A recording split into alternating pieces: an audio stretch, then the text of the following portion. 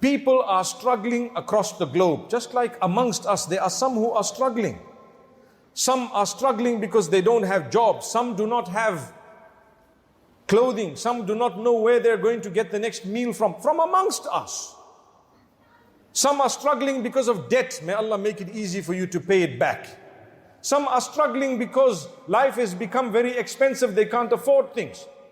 Some don't have jobs. Some don't have any income whatsoever. Some are struggling because of health matters. Some are struggling because of so many factors. The list is endless.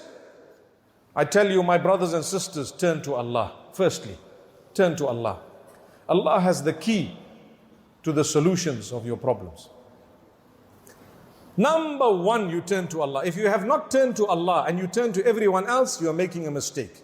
But you turn to Allah, Allah will guide you where to go to solve the matter. Allah will create a situation miraculously to solve your problem. Subhanallah. May Allah Almighty grant us ease.